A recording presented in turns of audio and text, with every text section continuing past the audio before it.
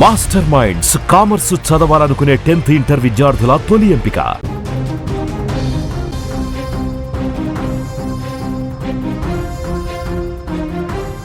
తమిళ చిత్రసీమలో దళపతిగా కోట్లాది మంది గుండెల్లో గూడు కట్టుకున్న జోసెఫ్ విజయ్ ఇప్పుడు తమిళనాడు రాజకీయ యవనికపై కొత్త చరిత్రను లిఖించాడు.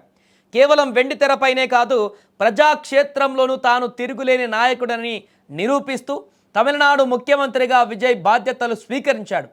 చెన్నైలోని జవహర్లాల్ నెహ్రూ ఇండోర్ స్టేడియం సాక్షిగా లక్షలాది మంది అభిమానులు, కార్యకర్తల జయ ధ్వానాల మధ్య ఆయన ప్రమాణ స్వీకారం జరిగింది. ఈ సందర్భంగా గత కొంతకాలంగా తన వ్యక్తిగత జీవితం మరియు రాజకీయ ప్రభావం పైన నటి త్రిషను ఉద్దేశించి వస్తున్నటువంటి ప్రచారానికి విజయ్ ప్రసంగంలో తనదైనటువంటి శైలిలో పులిస్టాప్ పెట్టాడనేటువంటి చర్చ కొనసాగుతుంది. గవర్నర్ ఆర్లేకర్ సమక్షంలో ప్రమాణ స్వీకారం పూర్తి చేసిన వెంటనే విజయ్ నేరుగా పాలనపైన తన ముద్ర వేస్తూ 3 కీలక ఫైళ్లపైన సంతకాలు చేశారు. అనంతరం వేదికపై నుంచి ప్రజలను ఉద్దేశించి ప్రసంగిస్తూ అత్యంత పదునైన వ్యాఖ్యలు చేశాడు. గత కొన్ని నెలలుగా సోషల్ మీడియాలోనూ రాజకీయ వర్గాలలోనూ ఒక చర్చ బలంగా నడిచింది. విజయ్ అధికారంలోకి వస్తే పార్టీలోనూ ప్రభుత్వంలోనూ నటి త్రిష హవా నడుస్తుందని, ఆమె కనుసన్నల్లోనే నిర్ణయాలు తీసుకుంటారని, అలాగే ఉంటాయంటూ కూడా విమర్శలు కూడా ప్రచారం చేశారు. ఇక ఈ రూమర్స్లకు తన తొలి ప్రసంగంతోనే విజయ్ గట్టి కౌంటర్ ఇచ్చాడు. నాకు విజయ్ తెలుసు, మనం ఏం చెబితే అది నడుస్తుంది అని ఎవరైనా అనుకుంటే పొరపాటే. ఇక్కడ ఉండేది ఒకే ఒక పవర్ సెంటర్, అది నేనే అని కుండాబద్దలు కొట్టాడు.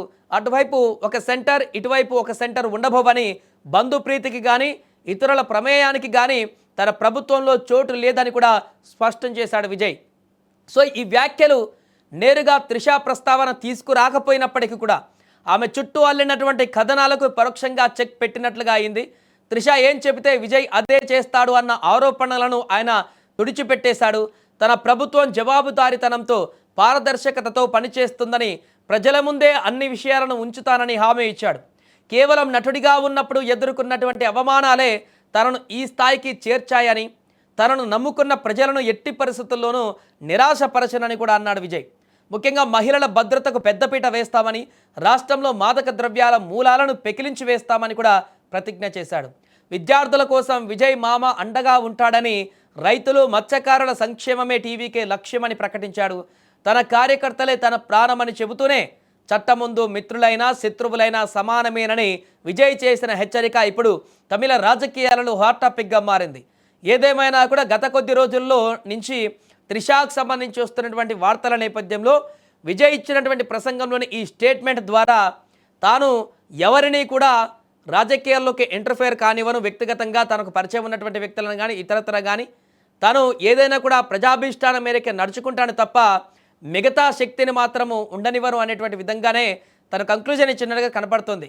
సెంటర్ నేనే, పవర్ సెంటర్ నేనే అంటూ కూడా ఇచ్చినటువంటి కంక్లూజన్ కూడా త్రిష ప్రభుత్వంలో కానీ పార్టీలో కానీ తను ఇంకొక పవర్గా ఎదిగేటువంటి అవకాశం ఇచ్చేది లేదన్నట్టుగా వార్తలు ఏదైతే వచ్చాయో గత వారం రోజుల నుంచి, అలాంటిది ఉండదు అనేటువంటి విధంగా ఖచ్చితంగా విజయ్ యొక్క కంక్లూజన్ ఇచ్చినట్టుగా అయితే ఈ స్టేట్మెంట్ ద్వారా ఇప్పుడు చర్చ కొనసాగుతోంది.